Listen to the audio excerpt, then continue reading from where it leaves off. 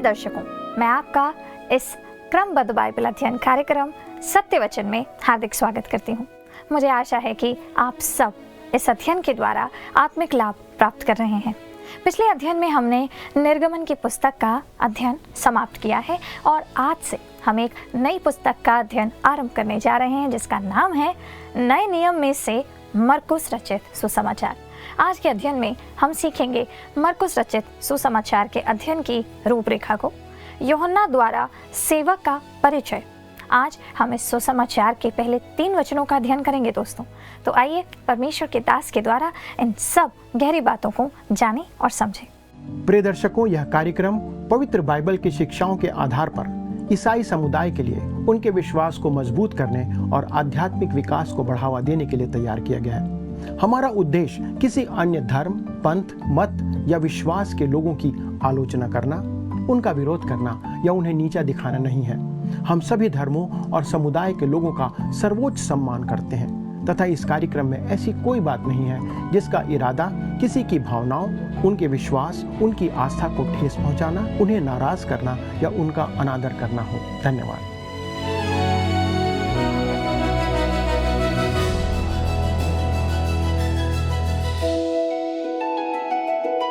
प्रिय मित्रों, आप सभी को एक बार फिर से प्रभु यीशु मसीह के नाम में प्रेम भरा नमस्कार। जैसा कि आपने सुना, आज से हम बाइबल की नए नियम की दूसरी पुस्तक मरकुस द्वारा लिखे गए सुसमाचार का अध्ययन आरंभ करने जा रहे हैं। दोस्तों, मरकुस रचित सुसमाचार काल क्रम के अनुसार लिखा जाने वाला पहला सुसमाचार वृत्तांत है, अर्थात क्रोनोलॉजिकली। दोस्तों, वास्तव में यह नए नियम की सर्वप्रथम लिखी जाने वाली पुस्तकों में से एक है, ना कि सबसे पहले लिखी जाने वाली पुस्तकों में से एक। अर्थात जो पुस्तकें सबसे पहले लिखी गई थी उनमें से एक है। संभवतः सन 63 से पहले यह रोम में लिखी गई थी। मरकुस नए नियम के उन लेखकों में से एक है जो प्रेरित या प्रभु यीशु मसीह का चेला नहीं था, अर्थात वो प्रभु यीशु मसीह के चेलों में से नहीं था। जैसा आप जानते हैं कि मत्ती और यूहन्ना दोनों प्रेरित थे, प्रभु यीशु मसीह के चेले थे। लूका जो है वो प्रेरित पौलुस का घनिष्ठ मित्र और घनिष्ठ साथी था।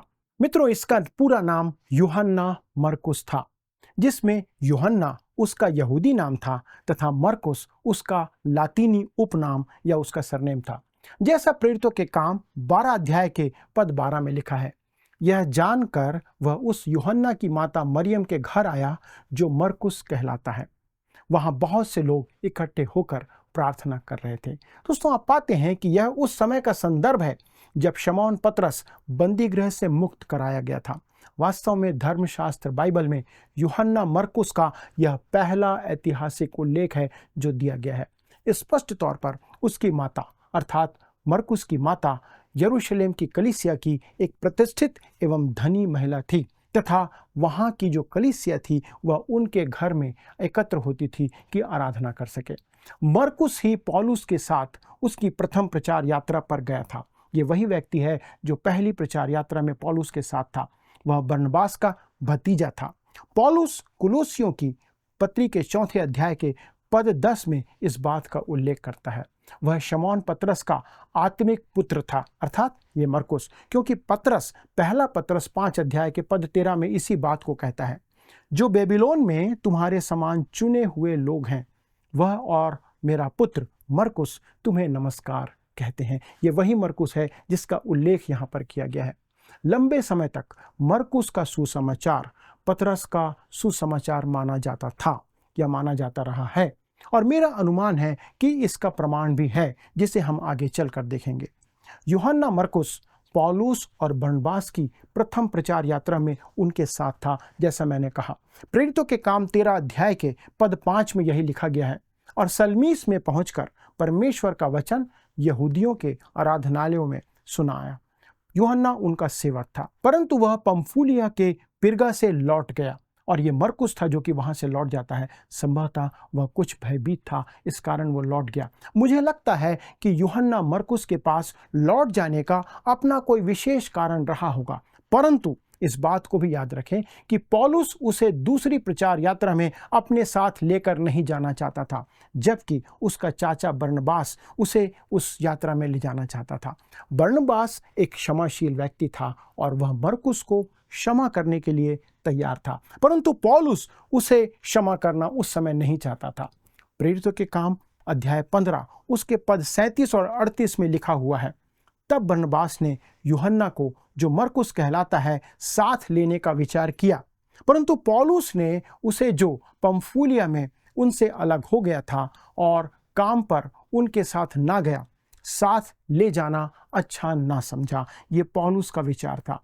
मेरे विचार में पौलुस सोच रहा था कि मरकुस सेवा में विफल हो गया है, इसलिए वो उसे अपने साथ नहीं रखना चाहता था। परंतु आगे चलकर प्रेरितों के काम 15 अध्याय के पद 39 में लिखा है, अतः ऐसा विवाद उठा कि वे एक दूसरे से अलग हो गए और बरनबास मरकुस को लेकर जहाज पर साइप्रस चला गया। दोस्तों, एक प्रकार से वे तो धर्मशास्त्र से ही बाहर चले गए थे, क्योंकि वो वहाँ से चला जाता है। यही कारण है कि हम यूहन्ना मरकुस की सेवा के बारे में बहुत कम जानते हैं कि यूहन्ना मरकुस अर्थात जॉन मार्क कौन था। आगे चलकर हम यह निश्चित जानते हैं कि यूहन्ना मरकुस ने बहुत अच्छा काम किया। क्यों? क्योंकि जब पौलुस अपनी अंतिम संदेश को लिखता है, दूसरा तीमुथियुस 4 अध्याय पद 11 में, तो पौलुस उसी मरकुस के विषय में कहता है, केवल लूका मेरे साथ है, मरकुस को लेकर चला आ, क्योंकि सेवा के लिए वह मेरे बहुत काम का है। यहाँ पर आप देखते हैं कि पौलुस का विचार मरकुस के लिए अब बदल जाता है। दोस्तों, सुसमाचार के लेखकों में मरकुस के उल्लेख का सदा ही प्रश्न उठाया जाता रहा है और मेरा विचार है कि इस परिकल्पना की आवश्यकता नहीं है। दोस्तों, ऐसा माना जाता है कि मरकुस को सुसमाचार के जो तथ्य हैं, जो सच्चाई है और जो बातें हैं, वो पतरस से प्राप्त हुए थी। अन्य लोगों का कहना है कि उसे सुसमाचार का जो विवरण है वो पौलुस से प्राप्त हुआ था। दोस्तों, मैं इस विचार का समर्थन करता हूं और मैं ऐसा मानकर चलता हूं। बाइबल में 4 सुसमाचार हैं, परंतु क्या आपने कभी सोचा कि 4 सुसमाचार क्यों हैं? दोस्तों, इसका कारण है क्योंकि वे अलग अलग समूहों के लोगों को लिखे गए थे। क्या आपने कभी इस बात पर विचार किया? मत्ती का सुसमाचार इस्राएल राष्ट्र के लिए लिखा गया था, जो धार्मिक प्रवृत्ति के लोग थे। मरकुस का सुसमाचार रोम के लोगों को ध्यान में रखकर लिखा गया था, जो उस समय के लिए उपयुक्त था, अर्थात उस रोमी शासन के लिए बहुत उपयुक्त सुसमाचार था। दोस्तों, कारण क्या है कि यह शक्तिशाली मनुष्यों के लिए लिखा गया था, जैसे रोमी लोग थे। रोमियों ने करीब 1000 सालों तक संसार पर राज किया था। इस बात को आप इतिहास में देख सकते हैं। मरकुस ने ऐसे लोगों के लिए ही सुसमाचार लिखा था दोस्तों, जो कि तटस्थ थे, जो कि बड़े सामर्थी लोग थे। वास्तव में रोम के लोगों ने एक प्रकार से संसार को अपने कब्जे में कर लिया था। उन्होंने अपने तरीके से शांति और न्याय को स्थापित किया था। अच्छी सड़कें, कानून व्यवस्था, सुरक्षा आदि, उन सब बातों को इन्होंने स्थापित कर रखा था, परंतु यह सब उन्होंने बलपूर्वक किया था, ताकत के जोर पर किया था। ऐसी शांति लाने का प्रयास रोम पहले ही कर चुका है। यह ऐसी शांति होती है जो संसार पर थोपी जाती है, जबरदस्ती लागू की जाती है और जिसकी सत्ता बहुत ताकतवर इंसान के हाथों में रहती है। शायद आज संसार फिर से एक ऐसे ताकतवर इंसान के आने का इंतजार कर रहा है। आप समाचार पत्रों को पढ़ के देखिए, संसार उस ओर आज बढ़ रहा है। वह एक शैतानी पुरुष होगा जो पापियों पर राज करेगा और प्रजा मुक्ति के लिए त्राही त्राही करेगी, पुकारेगी। जब प्रभु यीशु मसीह का आगमन होगा आने वाले समय में, तब उस स्थिति में वही मात्र लोगों को छुटकारा देने में सक्षम होने वाला रहेगा। यही बात बाइबल इस बात को बताती है।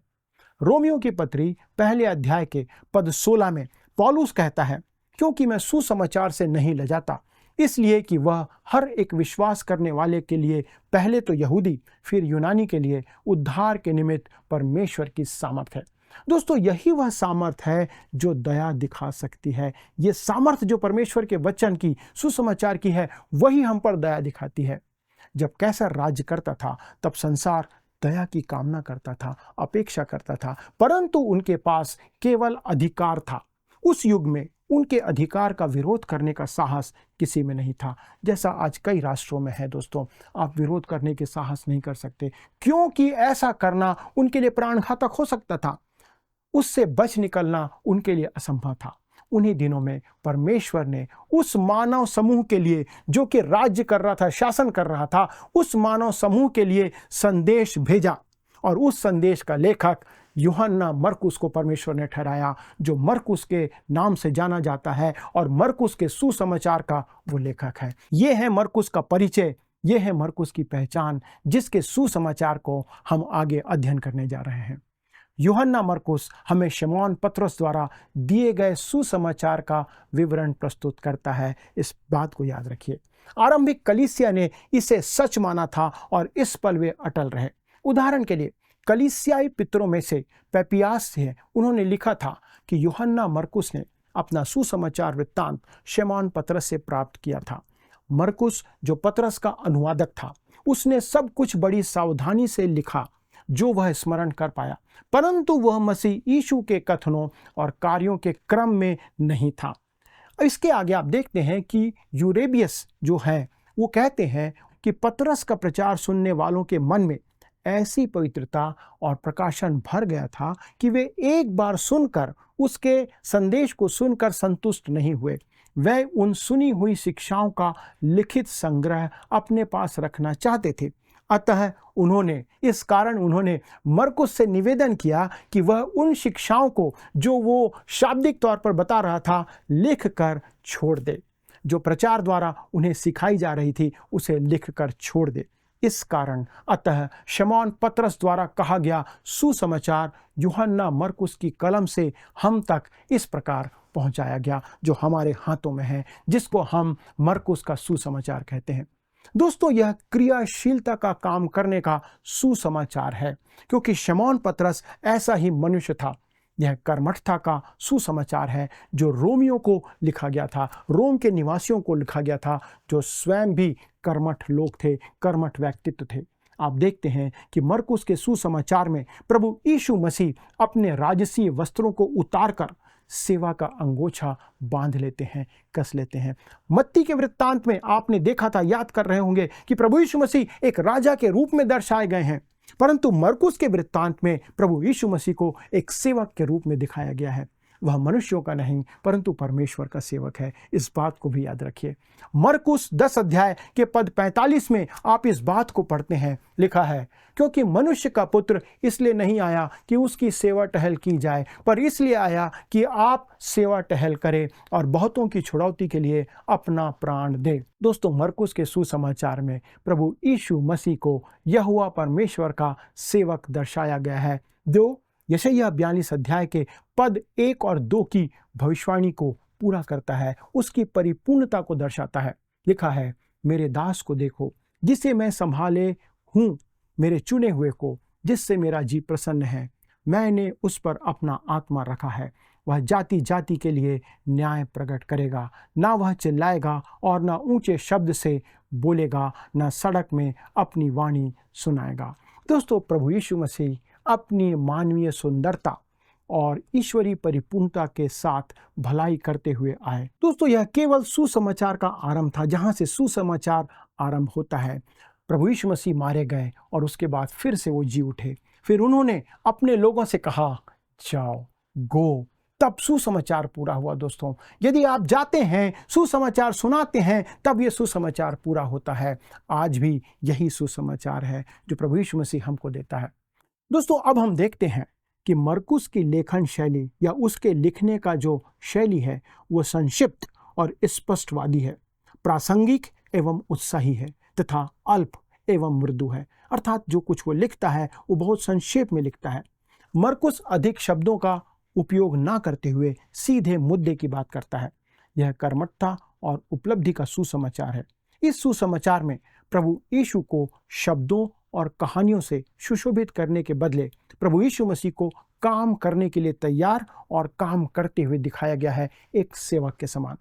मरकुस की लेखन शैली सरल है, जिसे सामान्य स्तर के पाठक भी समझ सकते हैं। कोई ऐसा कथन नहीं है जो कठिन हो।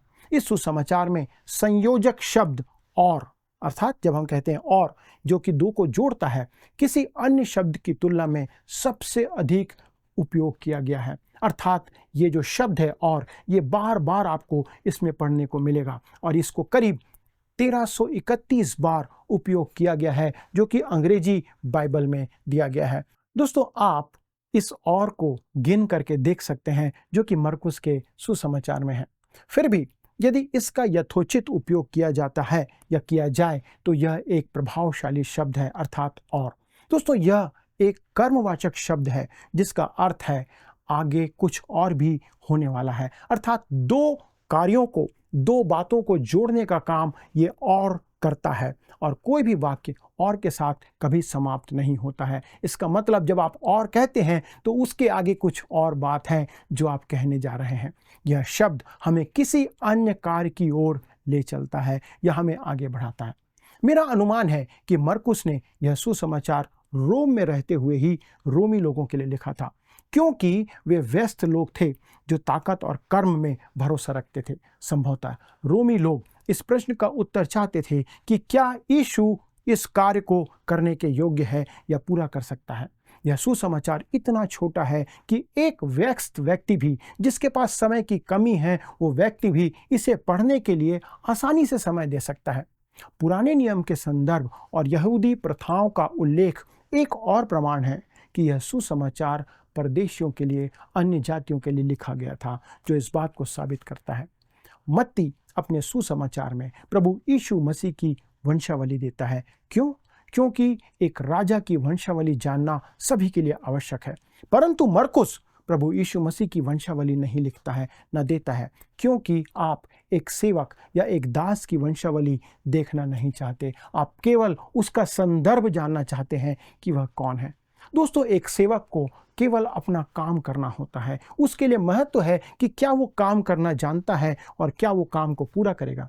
इस सुसमाचार में हम यही देखने जा रहे हैं, क्योंकि प्रभु यीशु मसीह को इसी रूप में यहाँ पर चित्रित किया गया है, जो कि परमेश्वर का दास है। अब आइए दोस्तों, हम इस पुस्तक की रूपरेखा को देखते हैं जो प्रभु यीशु मसीह के परिचय को देता है। पहला है, यूहन्ना उस सेवक का परिचय देता है, अध्याय 1 का 1 से 8। परमेश्वर पिता उस सेवक का परिचय देते हैं, अध्याय 1 का 9 से 11। परीक्षा उस सेवक की सेवा का आरंभ करती है, अध्याय 1 का 12 और 13। कार्य और कथन उस सेवक की पहचान प्रकट करते हैं, अध्याय 1 का 14 से अध्याय 13 के 37 तक। दोस्तों, अब हम आते हैं इस सुसमाचार के दूसरे भाग में, जहां पर सेवक के अर्थात प्रभु यीशु मसीह के चमत्कार हमें देखने को मिलते हैं। मरकुस के सुसमाचार में हम शारीरिक चंगाई के 12 चमत्कार देखेंगे या पढ़ेंगे। इसके बाद हम दूसरे भाग में आते हैं, जहां पर हमें प्रकृति पर प्रभु यीशु मसीह के अधिकार को प्रकट किया गया है, और इसके 5 चमत्कार हम देखेंगे।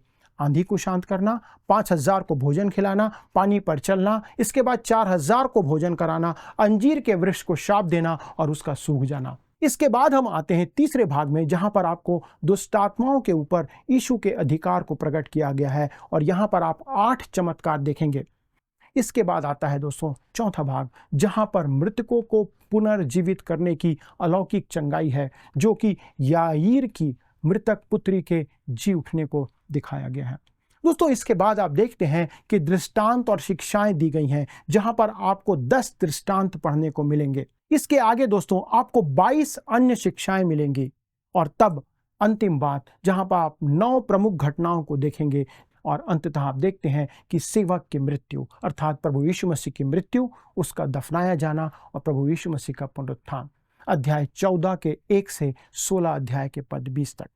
दोस्तों, अब हम आते हैं अध्याय 1 पर, जिसके प्रमुख विषय हैं यूहन्ना द्वारा सेवक का परिचय, परमेश्वर द्वारा सेवक का परिचय, परीक्षा द्वारा सेवक की सेवा का आरंभ, कार्य और कथन उस सेवक की पहचान प्रकट करते हैं, राज्य के सुसमाचार का प्रचार, चेलों का बुलाया जाना, आराधनालय में उपस्थित मनुष्य, गलील में प्रचार, पतरस की सास और अन्य लोगों की चंगाई, गलील में दुष्टात्माओं को निकालना और कोढ़ी का चंगा किया जाना। दोस्तों, संभवतः मरकुस के पहले अध्याय में इतने विषय हैं जितने शायद उत्पत्ति पहले अध्याय को छोड़कर बाइबल के किसी अन्य पुस्तक के किसी अध्याय में आपको पढ़ने को नहीं मिलेंगे। मरकुस यशायाह और मलाकी की भविष्यवाणी का संदर्भ देने के पश्चात यूहन्ना बपतिस्मा देने वाले की सेवा का उल्लेख करता है। वह प्रभु यीशु मसीह के प्रथम वर्ष की सेवा का वर्णन करते हुए सबत के दिन की उनकी व्यस्त दिनचर्या का वर्णन करता है तथा अंत में वह कोढ़ी या कोढ़ से ग्रस्त व्यक्ति की चंगाई के चमत्कार के साथ इस पहले अध्याय को समाप्त करता है। वह इस बात को भी प्रकट करता है कि अनेक व्यस्त कार्यक्रम और जीवन के उपरांत भी प्रभु यीशु मसीह प्रार्थना के लिए समय निकालते थे। दोस्तों, अनेक विषयों से पूर्ण यह अध्याय मत्ती के अनुरूप यीशु मसीह की वंशावली ना लिखे जाने के कारण अलग ही दिखाई देता है, जिसका कारण हम आरंभ में देख चुके हैं। वंशावली राजाओं के लिए आवश्यक होती थी, सेवक को जन्म प्रमाण पत्र की आवश्यकता नहीं होती थी। यहाँ प्रश्न उसके पूर्वजों का नहीं है दोस्तों, उसके कार्यों से है। क्या वह उस काम को पूरा कर सकता है?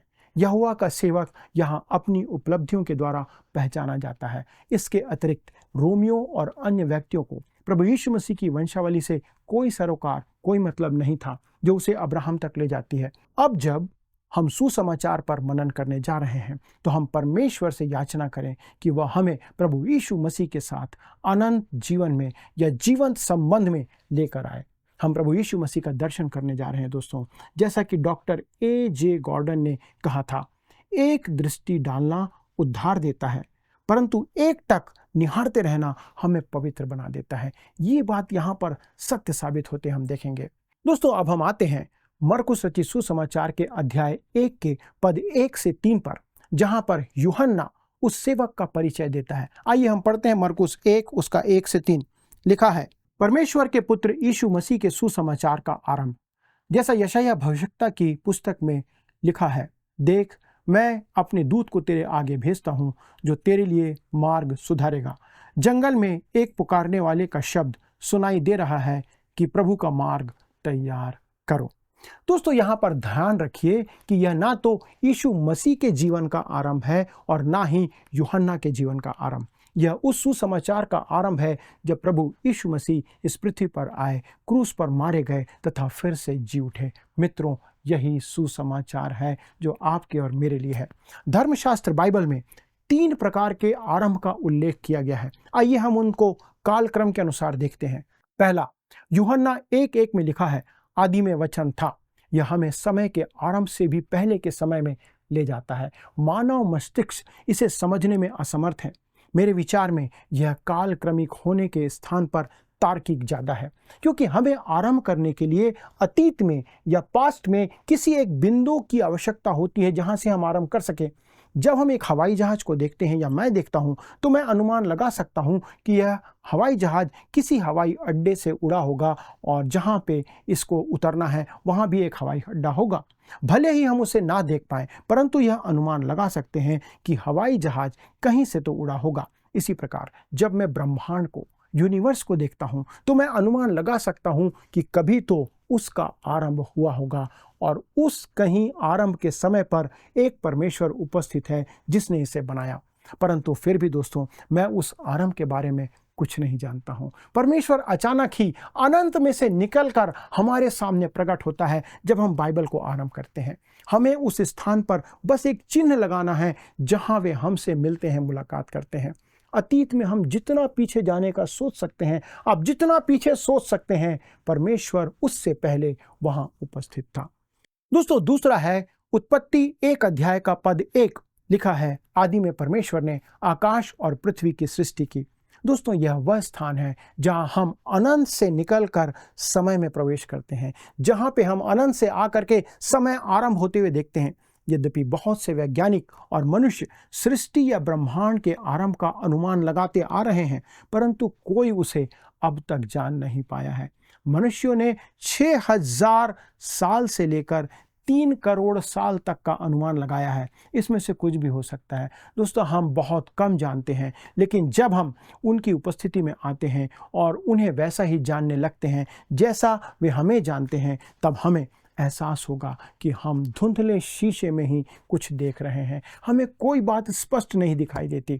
मुझे यकीन है कि हम अपनी मूर्खता और अज्ञानता पर हैरान होंगे।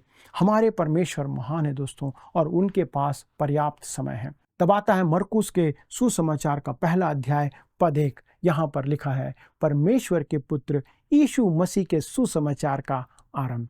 इसका अर्थ ठीक वैसा ही है जैसा पहला यूहन्ना 1:1 में लिखा है, आदि से था। दोस्तों, इस आदि का संदर्भ उस समय से है जिस क्षण मसीह ने देह धारण किया। प्रभु यीशु मसीह ही सुसमाचार है और यही बात हम इसमें आगे देखेंगे। इसके बाद मरकुस जो पुराने नियम से बहुत कम संदर्भ देता है, फिर भी वो 2 भविष्यवाणियों का उल्लेख करता और संदर्भ देता है। रोमी लोग भविष्यवाणियों के बारे में बहुत कम जानकारी रखते थे। मरकुस का उद्देश्य उन्हें यह दिखाना था कि जिस मनुष्य की मरकुस चर्चा कर रहा है उसे वंशावली की आवश्यकता नहीं है। इस कारण मरकुस यह दर्शाता है कि उसके संदर्भ केवल यशायाह और मलाकी की भविष्यवाणी में पाए जाते हैं। यूहन्ना और मरकुस दोनों यही प्रमाणित करते हैं कि यूहन्ना बपतिस्मा देने वाले का आगमन मसीह यीशु के अग्रदूत होने की भविष्यवाणी को पूरा करता है। मित्रों, मुझे पूरा भरोसा है कि यह परिचय और आरंभ हम सभी के लिए उतना ही रोचक रहा होगा जितना रोम वासियों और उस विचारधारा के लोगों के लिए था। आइए हम परमेश्वर को इस सुसमाचार के लिए धन्यवाद दें, क्योंकि उसने संसार के सभी मनुष्यों के लिए आशा का एक संदेश प्रसारित किया है। प्रिय मित्रों, अगले प्रसारण में इस अध्ययन को आगे बढ़ाएंगे। तब तक परमेश्वर का अनुग्रह, उसकी दया आप पर बनी रहे। धन्यवाद। प्रियो, मरकुस प्रभु यीशु मसीह को अपने सुसमाचार का आरंभ करते हुए पहले ही पद में परमेश्वर के पुत्र यीशु मसीह के नाम से संबोधित करता है, पर उसका सुसमाचार उसे केवल सेवक के रूप में दर्शाता है और ये उसी का सुसमाचार है। अब दोस्तों, प्रश्न ये उठता है कि सुसमाचार है क्या? हम इसे सुसमाचार कहते क्यों हैं? हमारे प्रभु यीशु का जीवन, उसकी क्रूस पर मृत्यु और उसका जी उठना ही सुसमाचार है। जिस तरह प्रभु यीशु मृतकों में से जी उठने में प्रथम फल है, उसी तरह एक दिन हम भी जो उस प्रभु यीशु मसीह पर विश्वास करते हैं, एक दिन वैसे ही जी उठेंगे। प्रभु यीशु अपनी मानवीय सुंदरता और ईश्वरीय परिपूर्णता के साथ भलाई करते हुए आए। ये केवल सुसमाचार का आरंभ था। वो मारे गए और फिर जी उठे। फिर उन्होंने अपने लोगों से कहा, जाओ। तब सुसमाचार पूरा हुआ। आज भी यही सुसमाचार है। आइए अब हम प्रश्नों को देखें। पिछले प्रश्न क्रमांक 139 का सही उत्तर है ऑप्शन डी, पवित्र तंबू। निर्गमन की पुस्तक का आरंभ मिस्र देश में ईंट बनाने के स्थान में दुखों के साथ होता है, पर उसका समापन पवित्र तंबू में परमेश्वर की उपस्थिति के साथ होता है। आज के अध्ययन क्रमांक 140 पर आधारित प्रश्न जानने का अब वक्त आ चुका है। प्रश्न है, मरकुस ने अपना सुसमाचार किस समूह के लोगों के लिए लिखा था? ऑप्शन ए, यहूदियों के लिए, ऑप्शन बी, रोमियों के लिए, ऑप्शन सी, दार्शनिक लोगों के लिए, या ऑप्शन डी, अन्य जातियों के लिए। मित्रों, इस प्रश्न का उत्तर हमें कल सुबह 6 बजे से पहले ऑप्शन ए, बी, सी या डी के साथ अपना नाम, पता और स्थान के साथ व्हाट्सएप या SMS कर दीजिएगा। नंबर है 9651433397। मित्रों, यदि आप इस अध्ययन को दोबारा सुनना चाहते हैं या किसी के साथ साझा करना चाहते हैं तो स्क्रीन पर दिए word with sounds today Hindi लिखकर आप हमारे YouTube पर भी सुन सकते हैं। अधिक जानकारी और प्रार्थना के लिए आप स्क्रीन पर दिए हुए नंबर 9651433397 हमारे परामर्शदाता आपकी सहायता अवश्य करेंगे। धन्यवाद। क्या आपको यह कार्यक्रम पसंद आया? अभी हमें एक मिस कॉल करें और आप अगले विजेता हो सकते हैं।